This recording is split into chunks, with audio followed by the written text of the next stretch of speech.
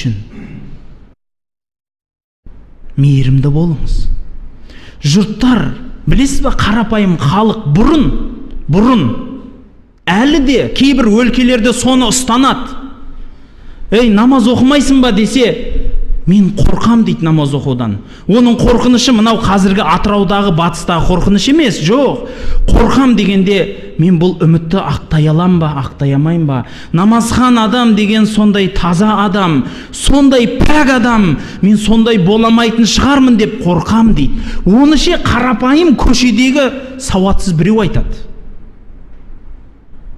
Сол сауатсыз біреу намазхан адамды қандай ұлық қып көреді, ойласаңыз ше? Намазхан адам деген өтірік сөйлемейтін, жалған ақша таппайтын, арам ақшадан, арам нәрседен қашатын, мейірімді келген адам ол. Мен ондай бола алмаймын деп қорқамын дейді. Қорқынышы бөлек мүмкін жалқаулық шығар, сылтау, бірақ аузындағы айтқанына, захир дейді ғой, аузындағы айтқанына қарасаңыз бас. Мұнда ше не дейді?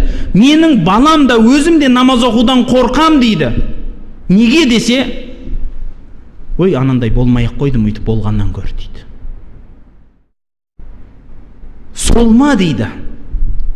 Солма сенің намазханың дейді, сенің деп сөйлейді. Менің намазханым не бопты десе, ой, екеуміз бірге қызға барғанбыз дейді. Жұмадан шығып алады, екеуміз кеттік болады. Солма сенің намазханың ана жерде ақшаны былайда арамы қылып жүріп жатыр, мені лақтырып кетті сол намазханың дейді. Солма намазхан дейді, лақтырып кетті дейді. Көшенің тілмен айтқанда. Пайғамбарымыз айтады, мән ғашшана фәлейса минна дейді. Кім алдаса ол бізден емес дейді. Бауырлар, осы мәселені ойланайықшы қайтадан. Сізбенен біздің осы мақсатымыз бір шығар. Осы қараңғы қазақ көгіне өрмелеп шығып күн болам, қараңғылықтың кегіне күн болмасам кім болам деген Сұлтан Махмұттың айтқан сөзін қолдайтын шығарсыздар, бауырлар. Осы қараңғы қазақ адасып жүрген, қараңғы қазақтың даласына шығып, махаббатпенен осы елім жерім деп жүрген қазақтың азаматы шығарсыздар, бауырлар. Жүректеріңізде кішкентай сол қазақтың қаны бар шығар.